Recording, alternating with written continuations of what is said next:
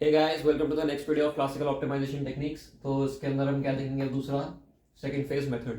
इससे पहले हमने डिस्कस किया था बिगिन मेथड और उससे पहले हमने देखा था सिंपलेक्स मेथड। तो वीडियो शुरू करने से पहले please don't forget to subscribe my channel. So let's now begin.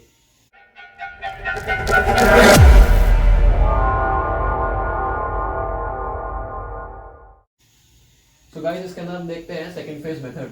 इससे पहले हमने देखा था बिगिन। बिगिन के अंदर हमने क्या करा था? वही एक्सप्लेनेशन देखी थी उसकी पूरी, और हमने उसके ऊपर नंबर ऑफ क्वेश्चंस करके देखे थे। 3 क्वेश्चंस हमने उस पर करे थे and question number 3 was very important because it was based on restricted variables. ठीक है, तो अब बिगिन से पहले हमने किया था सिंप्लेक्स, उस पर भी डिस्कशन किया था और क्वेश्चंस किए थे। अब हम आ जाते हैं टू फेज मेथड पे। नाउ टू फेज मेथड को भाई कैसे सॉल्व करते हैं? ये भी एक सिमिलर टेक्निक है जो मैक्सिमाइजेशन और मिनिमाइजेशन के लिए यूज होती है एलपीपी के अंदर। एलपीपी क्या होता है भाई? जो पढ़ रहे हैं हम, लीनियर प्रोग्रामिंग प्रॉब्लम। इसके अंदर ये सारी लीनियर इक्वेशंस हैं क्योंकि डिग्री 1 है। तो अब पहले देखते हैं कि स्टेप्स क्या हैं टू फेज मेथड के। जैसे कि नाम से पता चल रहा है इस मेथड के अंदर 2 फेज हैं। ठीक है, पहली फेज में हमें क्या करना होता है? पहली फेज देख लेते हैं भाई। तो पहली फेज के अंदर हमारे को एलिमिनेट करना होता है आर्टिफिशियल वेरिएबल और हमें कंस्ट्रक्ट करना होता है ऑक्सिलरी इक्वेशन। इसका क्या मतलब है भाई? इतना तो हमें पता है आर्टिफिशियल वेरिएबल क्या होता है क्योंकि हम उसके अंदर इसको यूज कर चुके हैं। इसके अंदर बिगिन के अंदर सिंप्लेक्स में यूज नहीं किया था क्योंकि उसमें तो ये कंसेप्ट था ही नहीं। आर्टिफिशियल वेरिएबल हमने बिगिन में यूज कर चुके हैं तो हमें दिक्कत नहीं आएगी। अगर आपने पुरानी वीडियो नहीं देखी है उसको देखिए, लेकिन आप नहीं देखे तब भी आपको मैं ऐसे समझाऊंगा कि आपको समझ आ जाएगा। ठीक है, और हमारे को फिर एलिमिनेट करके ये यूज कंस्ट्रक्ट करनी है ऑक्सिलरी इक्वेशन। तो अब भाई देखते हैं पहला स्टेप क्या है। So first of all we have to assign the cost -1 to each artificial variable and cost 0 to other variables. मतलब कि जो ऑक्सिलरी इक्वेशन हम बनाएंगे उसके अंदर हम आर्टिफिशियल वेरिएबल की कोएफिशिएंट को -1 रखेंगे और जितने भी बाकी वेरिएबल्स होंगे जैसे कि x1 x2 x3 हैं उनके हम वेरिएबल्स को रखेंगे, कोएफिशिएंट्स को रखेंगे 0। अभी मैं जब बना के दिखाऊंगा आपको तो आपको समझ आ जाएगा। ये ऐसा करते हैं, अभी कन्वर्ट कर लेते हैं उसको। पहले हम इनको क्या करते हैं? स्टैंडर्ड फॉर्म में ले आते हैं। ये क्या है भाई? ऑब्जेक्टिव फंक्शन एग्जाम्पल है। ये ऑब्जेक्टिव फंक्शन है, ये 3 है कंस्ट्रेंट्स। अब ये तीनों भाई किसमें? कैनोनिकल फॉर्म में। हमें क्या कन्वर्ट करना है? स्टैंडर्ड फॉर्म में। कैसे करेंगे? लिखेंगे 2x1 plus x2 minus 6x3 और यहाँ पे plus a1 is equal to 20। ठीक है, ये हमारा पहला हो गया। दूसरी वैल्यू कैसे लिखेंगे? 6x1 plus 5x2 plus 10x3। 10x3 ये भाई छोटा है, लेस देन इक्वल टू क्या आएगा यहाँ पे? Slack variable. लिख दिया slack variable is equal to 76। अब तीसरे वाले कंस्ट्रेंट को कैसे सॉल्व करेंगे? 8x1 minus 3x2 plus 6x3 और भाई फिर से लेस देन इक्वल टू क्या आएगा? दूसरा slack variable s2 is equal to 50। ये हमारे तीनों कंस्ट्रेंट कन्वर्ट हो गए हमारे स्टैंडर्ड फॉर्म में। ठीक है, अब भाई टू फेज मेथड क्या कहता है? ये तो तुमने कर लिया, इतना तो तुमने कर लिया। ये तो हम तीनों में करते आ रहे थे, बिगिन में, सिंप्लेक्स में और टू फेज में भी यही करना। अब टू फेज क्या कहता है कि पहली फेज में लिख दो फेज 1। ये लिखा है फेज 1। इसके अंदर हम लिखेंगे ऑब्जेक्टिव फंक्शन ऐसे z इज इक्वल टू, मैं लिख लो z स्टार, मतलब auxiliary equation z star is equal to 0.x1 plus 0.x2 plus 0.x3 और प्लस 0.s2 s1 सॉरी और plus 0.s2 minus a1 minus a1। हम पहले ये नहीं करते थे, हम पहले ये नहीं करते थे। जब हमने बिगिन मेथड देखा था और जब हमने टू फेज मेथड देखा था उसके अंदर हम इनके वेरिएबल, इनके कोएफिशिएंट्स को 0 नहीं करते थे x1 और x2 के। हम सिर्फ स्लैक या सरप्लस वेरिएबल के कोएफिशिएंट्स को 0 करते थे और बिगिन के अंदर तो हम -ma1 लिखते थे। याद आया? बिगिन के अंदर हम -ma1 लिखते थे -a1 की जगह। ठीक है, तो वो वाली चीज भी यहाँ से हट गई। ठीक है, और इसके अंदर सबसे बड़ा डिफरेंस क्या है कि जो बाकी वेरिएबल्स है x1 x2 x3 उनके कोएफिशिएंट्स हमने क्या लिख दिए? 0। और जो यहाँ पे लिखा हुआ है कि assign -1 to each artificial variable. अगर यहाँ 3-4 आर्टिफिशियल वेरिएबल होते तो -a1 -a2 -a3 till -an आता। तो यहाँ पे एक किया तो हमने माइनस कॉस्ट असाइन कर दिया इसको a1 को। और क्या लिखा है बाकी में कि the cost 0 to other variables. बाकी वेरिएबल क्या है? x1 x2 x3, इनको क्या असाइन कर दिया? कॉस्ट 0। ये है पहली लाइन का मतलब, समझे आप? हमने इस वाले ऑब्जेक्टिव फंक्शन को इसमें कन्वर्ट कर दिया तो हमारी ये पहली लाइन हो गई सेटिस्फाई। ये चल रहा है फेज 1, ये बात याद रखिएगा, 2 फेज होते हैं इसमें, अभी पहले फेज की बात चल रही है, ठीक है। अब क्या देखते हैं भाई, दूसरा देखते हैं, write down the auxiliary equation in LPP which the new function is to be maximised. कुछ नहीं है, इसका मतलब यही है कि भाई इसको लिख के दिखा दो और इसको हमारे को क्या करना है, मैक्सिमाइज। क्वेश्चन में दिया है ना, we have to maximise this auxiliary objective function that we have found out by putting coefficients of x1 x2 and x3 to equal to 0 and coefficient of auxiliary artificial variable equal to -1, ठीक है। ये दोनों चीजें हमने satisfy कर दी, पहले लिख दिया इसको यहाँ पे, तो उससे दूसरी वाली सेटिस्फाई हो गई, और हमने जब ये कन्वर्ट कर दिया इसको ऑक्सिलरी इक्वेशन में तो पहली वाली सेटिस्फाई हो रही है, ठीक है। अब क्या करना है भाई, अब हमें इसको सॉल्व करना है बाय सिंप्लेक्स मेथड। मैंने क्या कहा था, सिंप्लेक्स मेथड अगर आता है तो आप कोई भी क्वेश्चन सॉल्व कर सकते हैं, फिर 2 फेज और बिगेम आसान है, ठीक है। अगर आपको सिंप्लेक्स मेथड में ही दिक्कत आ रही है तो 2 फेज और बिगेम आपको परेशानी देंगे, लेकिन मैंने इस पे 7 पे वीडियोस बना रखी है, आप शुरुआत से देख रहे हैं तो आपको कोई भी दिक्कत नहीं आएगी। और साथ साथ नोट बनाते जाइएगा मेरे, ये प्लीज ये सब कॉपी करते जाइएगा जैसे जैसे मैं लिखता जाता हूँ, ठीक है। तो ये हमारे को मैक्सिमाइज करना है, ठीक है, जो कि मैक्स का फंक्शन था। अब कुछ बच्चे पूछते हैं कि भाई सर, हाँ तो मैक्स लिखा है, ठीक है, मान लीजिए कि भाई क्वेश्चन में लिख दिया मिन, क्वेश्चन में लिख दिया मिन, वो तो आपने बताया नहीं भाई मिन सॉल्व कैसे करते हैं, तो कुछ भी नहीं करना है। मैं पहली वीडियोस में सबने बता चुका हूं कि अगर मिन का क्वेश्चन आता है so simply multiply this part by -1, simply multiply this part by -1 through out, ठीक है। तो मतलब कि अगर आपका ये होता है मिन में और इसको मैक्स में कन्वर्ट करना है, मान लीजिए ये लिखा होता क्वेश्चन कि minimise this objective function that is equal to this. अब भाई मिन तो आता नहीं, क्या करते हैं, इस पूरे पार्ट को -1 से मल्टीप्लाई कर देते, ठीक है। और जो फाइनल आंसर आता है, जो आप निकालते हैं जेड मैक्स आता है ना, क्योंकि हमने मिन को मैक्स में कन्वर्ट कर दिया माइनस साइन से मल्टीप्लाई करके, तो आंसर भी मैक्स में ही आता। तो जो ये आंसर आता उसको भी आप माइनस साइन से मल्टीप्लाई कर देते तो वो हमारा जेड मिन का आंसर आता, अगर यहाँ पे मिन पूछते हैं तो, ठीक है। ज्यादातर आपको मैक्स से क्वेश्चन ही मिलेंगे, मिन के क्वेश्चन सॉल्व करने के भी मैं तरीके सब बता चुका हूँ आपको, और ये उनमें से एक था, ठीक है। तो अभी तो हम इस पे कॉन्सेंट्रेट करते हैं कि भाई हमारे को मैक्स दे रखा है, हमने ऑब्जेक्टिव फंक्शन लिख लिया ऑक्सिलरी, ये ऑक्सिलरी इक्वेशन कहते हैं इसको, ठीक है। अब क्या करना है भाई, हमारे को इस ऑक्सिलरी इक्वेशन को सिंप्लेक्स मेथड से सॉल्व करना है, इस ऑक्सिलरी इक्वेशन को सिंप्लेक्स मेथड से सॉल्व करना है। भाई कैसे बनाते थे टेबल सिंप्लेक्स मेथड की, देख लेते हैं। यहाँ क्या लिखते थे, सी बी, यहाँ लिखते थे बी वी, यहाँ लिखते थे सी जे, यहाँ लाइन खींचते थे इधर, ये ऐसे सी बनाते थे, बहुत बार बना के दिखाई है मैंने। यहाँ पे क्या आता था भाई, सॉल्यूशन, यहाँ क्या आता था भाई, रेशो, रेशो लिखा है ये सॉल्यूशन लिखा है, ये सीजे है, बीवी है, सीबी है, ठीक है। इन सबको एक्सप्लेन कर चुके हैं हम सिंप्लेक्स मेथड की वीडियोस में, और ये टेबल आपको रटी हुई होनी चाहिए कि इसको कैसे बनाते हैं। अब क्या करना है भाई, यहाँ पे हमारे को वेरिएबल्स भरने हैं। वेरिएबल्स क्या है भाई, x1, x2, x3, s1, s2, a1, ये आपके सारे वेरिएबल्स हैं। अब ऊपर से नीचे देखते हैं, इसमें यहाँ पे आएंगे वेरिएबल्स। भाई पहले में क्या है, a1 वेरिएबल है, दूसरे में क्या है, s1 वेरिएबल है, तीसरे में क्या है, s2 वेरिएबल है, ठीक है। यहाँ लाइन खींच दी। अब इनके कोएफिशिएंट इस वाले ऑब्जेक्टिव ऑक्सिलरी इक्वेशन से देखेंगे। a1 का क्या है भाई, -1, s1 का 0, s2 का 0, x1 का कितना है 0, सबका 0 लिखा है हमने, और इसका -1 है। अगर आप ये इक्वेशन देखेंगे, ये फर्क है इसके अंदर। हमें पहले ये वाली इक्वेशन बनानी होती है, इसको ऑक्सिलरी इक्वेशन कहते हैं, ये हमने किसी में नहीं बनाई, ये पहली बार बना रहे हैं, ठीक है। बनाते थे तो उसके अंदर हम ये 0 नहीं पुट करते थे, जो यहाँ दिया होता था वो यहाँ आता था, ठीक है। ये सबसे बड़ा फर्क है, यही फर्क है मतलब मेन इसका, ठीक है। अब आपको ये सिंपली सॉल्व करना है सिंप्लेक्स मेथड से, कुछ नहीं करना भाई। यहाँ जो भी कोएफिशिएंट्स हैं वो यहाँ फिल करते जाने हैं तीनों के। ये जो सोल्यूशन है 20, 76, 50 वो यहाँ और यहाँ आएंगे, ठीक है। फिर यहाँ पे आप जेड जे निकालेंगे, इसमें से सी जे माइनस जेड जे करेंगे यहाँ पे। फिर जब जेड जे निकाल लिया आपने तो फिर उसमें से देखेंगे कि मैक्स कौन सा है, उसको ये कॉलम हाईलाइट कर देंगे, फिर एक कॉलम को यूज करके यहाँ रेशो निकालेंगे, ठीक है। ये सोल्यूशन जैसे यहाँ पे जो होगा उसको इससे डिवाइड करके वो यहाँ पे रेशो आ जाएगा। सिमिलरली फिर यहाँ पे जो मिनिमम वैल्यू होगी ग्रेटर देन इक्वल टू 0, उसको यहाँ पे जैसे मान लो ये आ गई तो इसको एक की रो हो गई, ये की एलिमेंट हो गया। की एलिमेंट अगर 1 नहीं है तो उसे 1 बनाओ डिवाइड करके। ये सब कुछ मैं बता चुका हूँ सिंप्लेक्स मेथड के अंदर और बिगेम मेथड के अंदर भी, और मैं दोबारा बताऊंगा अगली वीडियो में जो हम इसके ऊपर क्वेश्चंस करेंगे।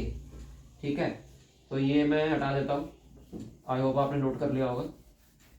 ठीक है, तो ये अब हमारी क्या बात हो गई, ये वाला पॉइंट कि solve the LPP by simplex method and we will arrive at 3 cases. भाई ये 3 केसेस क्या है देख लेते हैं भाई। 3 केस क्या दे रखे हैं लोगों ने भाई। पहला केस कह रहे हैं कि at least one artificial variable should appear in the optimum basis at positive level and CJ minus Z should be less than equal to 0। Sir ये क्या लिख दिया आपने, ये समझ ही नहीं आ रहा। समझ क्यों नहीं आ रहा भाई? ये जो अभी हमने बनाई थी सी बी थी, यहाँ सी जे था, यहाँ बी वी थी। ठीक है, इसको सॉल्व कर रहे थे, यहाँ सोल्यूशन था, इधर यहाँ रेशो लिखा था, वो लिख नहीं रहा मैं, जरूरत नहीं है। ठीक है, तो जब यहाँ पे सॉल्व करते जाते थे हम सिंप्लेक्स मेथड में, एक एक करके अलग अलग टेबल्स बनती आती थी बार बार। तो जब आखिरी में जब हमारा C J minus Z J less than equal to 0 हो जाता था तो हम स्टॉप कर जाते थे, क्योंकि this is the condition for maximisation. ठीक है, तो जब हमारा ये आ जाता था तो हमारे को क्या चेक करना है अब इसमें, टू फेज मेथड में क्या चेक करना है कि जब हमारे यहाँ पे वेरिएबल a1 है या नहीं है। ठीक है, मान लीजिए यहाँ पे x1 आ गया, यहाँ पे a1 ही है। तो यहाँ पे शुरू में हमने a1 लिखा था ना, यहाँ पे a1 आता, s1 आता, s2 आता। मान लीजिए यहाँ पे x1 और x2 आ गया और ऊपर a1 ही है, ये x1 लिखा है ऊपर, यहाँ x2 लिखा है। ठीक है, और ये है a1, ये है a1। आई होप आपको दिख रहा होगा ये। ठीक है, तो अब हमारे को ये चेक करना है कि अगर हमारा जो आर्टिफिशियल वेरिएबल है ये पॉजिटिव लेवल पे आ रहा है। भाई पॉजिटिव लेवल का क्या मतलब? पॉजिटिव लेवल का मतलब है कि द वैल्यू ऑफ आर्टिफिशियल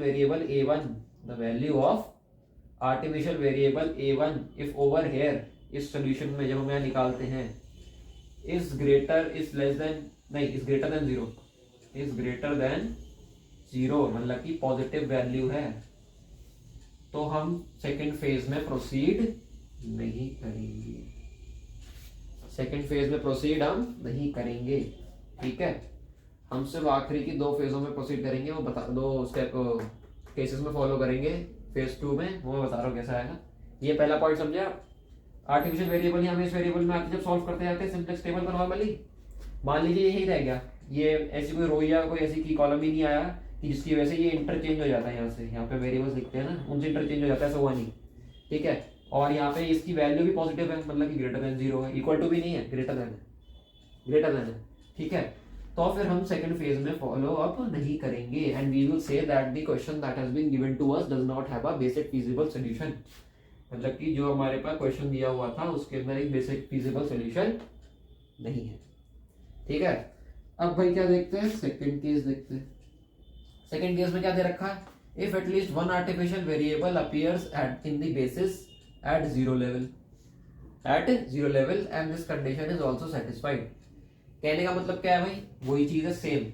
यहाँ पे हमारा ये सेटिस्फाई हो गया मैक्स की कंडीशन। मान लीजिए यहाँ पे हमारा a1 अभी भी है जैसे पहले वाले केस में था, लेकिन अब क्या है, now it is equal to 0, मतलब कि it is at a 0 level. इसका मतलब ये है then we will proceed to phase 2। समझ रहे हो बात को? ये था हमारा पहला केस, ये है हमारा दूसरा केस। इसके अंदर पहले में ग्रेटर देन 0 था पॉजिटिव, इसमें इक्वल टू 0 है, मतलब कि 0 लेवल पे अवेलेबल है आर्टिफिशियल वेरिएबल। ठीक है, अब क्या देखते हैं भाई, तीसरा पॉइंट। और मतलब दूसरे वाले में हम कहा जाते थे सेकंड फेज में, अब देखते हैं तीसरा point. No artificial variable appears in the basis and this condition is satisfied. क्या मतलब है इसका?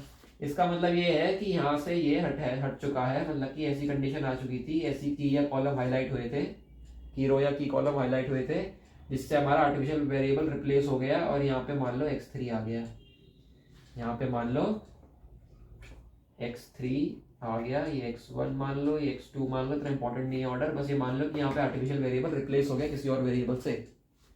अब रिप्लेस हो गया मतलब कि artificial variable does not exist in this particular column, मतलब कि वो है ही नहीं। ये तो बहुत ही बढ़िया बात है, हमारे को ये चेक ही नहीं करना पड़ेगा।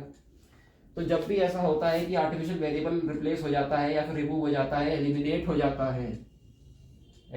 जाता है, तो भी हम फेज टू में मूव करते हैं, तो भी हम फेज टू में मूव करते हैं। हम सिर्फ पहले वाले केस में मूव नहीं करते, सेकंड में करते हैं जब आर्टिफिशियल जीरो होता है, वेरिएबल आर्टिफिशियल वेरिएबल जीरो होता है, और तीसरे केस में भी मूव करते हैं जब आर्टिफिशियल वेरिएबल भाई होता ही नहीं, मतलब कि इसमें आया ही नहीं। ठीक है। अब भाई कुछ बच्चे बोलते सर ये तो समझ नहीं आ रही, बड़े हार्ड है, ये तीन कहाँ से याद करेंगे, समझ ही नहीं आ रहे, मतलब ही समझ नहीं आ रहा, जबकि काफ़ी हद तक समझा दिया है, मान लो तब भी नहीं आ रहा। ठीक है। तो मैंने क्या किया है, मैंने ना इन शॉर्ट इसको लिख दिया है 3 लाइन में, 3 पॉइंट को 3 लाइन में लिख दिया है, और आसान है समझना। कैसे भाई, मैंने क्या लिखा है, if the artificial variable remains in the last table, tables निकालते जाते हैं ना, अगर लास्ट में है मतलब कि फेज 1 चल रही है, लास्ट टेबल इन फेज 1 की बात हो रही है याद रखना, मैं बताऊंगा अभी फेज 2 क्या है। ठीक है। Then only move forward if it is 0। ठीक है, मतलब कि अगर आर्टिफिशियल वेरिएबल अवेलेबल है तभी मूव करो फॉरवर्ड अगर उसकी वैल्यू 0 हो सॉल्यूशन में, इधर की तरफ सॉल्यूशन में, समझ रहे हो, वैल्यू यहाँ देखनी होती है सॉल्यूशन में जो हम निकालते हैं ऑपरेशन अप्लाई करके। ठीक है, ये है हमारा पहला पॉइंट इसका। और अगर हमारी वैल्यू ए की ग्रेटर देन 0 आ रही है, do not move to phase 2। ये कुछ मत देखो, ये मान लो तुम्हें नहीं समझ आया तो मत देखो। ठीक है, इस पॉइंट को देख लो। इसका मतलब है कि लास्ट वाले टेबल में अगर आर्टिफिशियल वेरिएबल आया, लास्ट वाले टेबल में आर्टिफिशियल वेरिएबल आया और उसकी वैल्यू जो है 0 है, उसकी वैल्यू जो है 0 है, तो भाई फेज 2 में मूव कर जाओ, move to phase 2, that is move forward. ठीक है। लेकिन अगर उसकी वैल्यू 0 छोड़ के कुछ भी है, मान लो ग्रेटर देन इक्वल टू 0 है, then do not move to phase 2। बस इतना सा याद कर लो, आपके क्वेश्चन सॉल्व हो जाएंगे फेज 2 फेज मेथड के। ठीक है। अब भाई सर आपने तो फेज 1 तो समझा दिया, ठीक है, फेज 1 तो आपको समझा दिया। फेज 1 ये है, ये इक्वेशन निकाली, ऑक्सिलरी इक्वेशन यहाँ डाली, सिंपलेक्स मेथड में सॉल्व किया, ये चीजें देखी कि आर्टिफिशियल वेरिएबल क्या सीन है। अब सर आप बोल रहे 2 फेज में जाओ, 2 फेज में जाओ, 2 फेज है क्या, 2 फेज है क्या, देख लेते हैं 2 फेज क्या। 2 फेज मेथड कुछ नहीं होता। मान लीजिए कि आपका पहली वाली कंडीशन सॉल्व हो गई, मतलब कि ये 2 कंडीशन आपकी सॉल्व हो गई, ये 2 केस आ रहे हैं, इनमें से कोई भी एक आ रहा है और आपको 2 फेज में जाना है, तो हम एक नई टेबल बनाते हैं, हम एक नई टेबल बनाते हैं। Now I am talking about phase 2, and phase 2 we will only move to phase 2 when one of these two conditions has been satisfied, or simply if this condition is satisfied, ये blue में। ठीक है। इसके अंदर भाई हम क्या करते हैं, इसके अंदर हम दोबारा ऑक्सिलरी या फिर ऑब्जेक्टिव फंक्शन को लिखते हैं, दोबारा ऑब्जेक्टिव फंक्शन को लिखते हैं। और इस बार हम ऑब्जेक्टिव फंक्शन कैसे लिखेंगे दिखा देते हैं। इसमें लिखेंगे 5x1 equal to 0, 5x1 minus 4x2 plus 3x3 plus 0.s1 plus 0.s2 plus 0.s2। इसके अंदर आर्टिफिशियल वेरिएबल नहीं आया, इसके अंदर आर्टिफिशियल वेरिएबल नहीं आया, या समझ आई आपको बात। अब दूसरा बनाया हमने, उसके अंदर सिंपली इसको फॉलो करा, ये जो यहाँ दे रखा था वो लिख दिया, और ये जैसे नॉर्मल लिखते थे सरप्लस स्लैक वेरिएबल को 0 कोएफिशिएंट के साथ, वो भी लिख दिया। ये तो सब में करते आ रहे थे। लेकिन पिछली बार हमने क्या देखा था कि भाई जब भी आर्टिफिशियल वेरिएबल आता है तो -m भी लिख देते थे, बिगेम मेथड में -m भी लिख देते थे, -ma1, समझ रहे हो बात को, याद आया। लेकिन इसके अंदर तो भाई आर्टिफिशियल वेरिएबल ही गायब कर दिया। क्यों कर दिया, अरे यही तो पर्पस था, यही तो पर्पस था इन सारी चीजों का। We had to eliminate the artificial variable. और जब हम फेज 2 में प्रोसीड कर रहे हैं, ये 2 कंडीशन सेटिस्फाई या कोई भी इनमें से एक सेटिस्फाई होगी, उसको फॉलो करते हुए जब हम 2 फेज में मूव कर रहे हैं, तो हम आर्टिफिशियल वेरिएबल अब क्यों लिखें, हमें एलिमिनेट ही तो करना था। अगर हम वापस लिख देंगे तो ये सब क्यों की, ये सब क्यों किया, समझे। ठीक है, तो यहाँ पे हमारा आर्टिफिशियल वेरिएबल नहीं आएगा, यहाँ पे सिंपली ये वाला ऑब्जेक्टिव फंक्शन बनेगा। अब क्या करेंगे भाई, सिमिलरली वही टेबल बनाएंगे, यहाँ सी बी, यहाँ सी जे, यहाँ पे बी बी। ठीक है, यहाँ लाइन खींची, इधर लाइन खींची, यहाँ पे सारे वेरिएबल लिखे, ये x1 लिख दिया, x2 लिख दिया, x3 लिख दिया, s1 लिख दिया, s2 लिख दिया, a1 नहीं आएगा, a1 नहीं आएगा। ठीक है, और अब हमने यहाँ पे क्या किया, ये चीज ध्यान रखनी, ये चीज ध्यान रखनी है। बच्चे क्या करते हैं भाई, यही वहीं से लिखनी होती है ना ये वाला पार्ट, तो इसको उठाते हैं, यहाँ से A1 आ जाएगा इधर की तरफ, यहाँ पे A1 आ जाएगा, यहाँ पे S1 आ जाएगा इधर, उसके नीचे S2 आ जाएगा। ये नहीं होगा, ये नहीं होगा। ये कैसे होगा, ये क्वेश्चन टू क्वेश्चन डिपेंड करेगा, ये क्वेश्चन टू क्वेश्चन डिपेंड करेगा कि हमारे फेज 1 की टेबल के लास्ट कॉलम में, बेसिक वेरिएबल के हमारे फेज 1 के टेबल में लास्ट कॉलम में बेसिक वेरिएबल के क्या चीज़ें लिखी हैं, किस ऑर्डर की लिखी है, वो यहाँ लिखी जाएंगी। अभी आपको ये बात नहीं समझ आई होगी पूरी तरीके से, क्योंकि हम इसको क्वेश्चन से समझाएंगे, ये ऐसे समझाई नहीं जा सकती, समझ रहे हैं आप। ये वाली पार्ट ऐसे समझाया नहीं जा सकता, आपको अच्छे से तभी समझ आएगा जब क्वेश्चन करेंगे।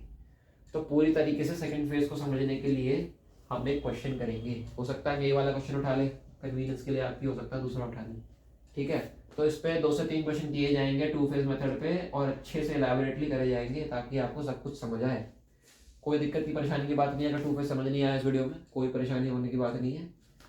फर्स्ट फेज समझ आना चाहिए, फेज 1 समझ आना चाहिए, ठीक है, क्योंकि फेज 2 में समझा दूंगा अभी अगले क्वेश्चन में, सब समझ आ जाएगा, कोई दिक्कत की बात ही नहीं है, ठीक है। क्वेश्चन ऐसे कराऊंगा कि एक एक चीज समझ आएगी, कहीं और जाने की जरूरत ही नहीं है, ठीक है। तो आई होप आपको ये फेज 1 समझ आया होगा। फेज 2 हम क्वेश्चन से समझेंगे, और अगर जिसको अभी भी समझ आ रहा है तो बहुत अच्छी बात है भाई, मेरे को तो नहीं आया था इतनी जल्दी, मेरे को तो बड़ी टाइम लगा था, आपको आ रहा है, अच्छी बात है, ठीक है। तो हम दूसरी वीडियो में क्वेश्चन देखेंगे ऑन 2 फेज मेथड, और जब हम इस पे मान लीजिए 3 क्वेश्चन देखेंगे, 1 2 3, इस पे 3 क्वेश्चन देखेंगे, उसके बाद हम क्या करेंगे, we will see why do we use 2 phase method instead of big M, मतलब कि 2 फेज मेथड क्यों अच्छा है बिग एम मेथड से, हम वो देखेंगे। हम ये तो देख ही चुके हैं कि बिग एम बेटर क्यों है 2 फेज से, वो सिंप्लेक्स से, हम ये देख चुके हैं कि बिग एम क्यों बेटर है सिंप्लेक्स से। अब हम देखेंगे कि 2 फेज क्यों बेटर है बिग एम से, ठीक है। तो वो जब हम क्वेश्चंस कर लेंगे 2 फेज पे, उस पर वीडियो बनाई जाएगी, उस पर वीडियो बनाई जाएगी। अभी आपके लिए इतना ही काफ़ी है समझने के लिए। नोट्स बनाइएगा, देखते जाइएगा, लिखते जाइएगा, जो मैं उसे बोल रहा हूँ उसमें भी कुछ इंपॉर्टेंट पार्ट्स आते हैं बीच बीच में, तो ध्यान से सुनिएगा वीडियो, रिवाइंड करके देखो, नहीं समझ आ रहा भाई 20 बार देखो, समझ आ जाएगी चीज़, इतनी गारंटी में दे रहा हूँ आपको, ठीक है। और गाइस, और वीडियो को सब्सक्राइब करिए, चैनल को सब्सक्राइब करिए, and my LinkedIn profile is also in the description, so do please follow that. So guys, this is it for this video. I am Ronak Jain, a student of NSUT. See you in the next one.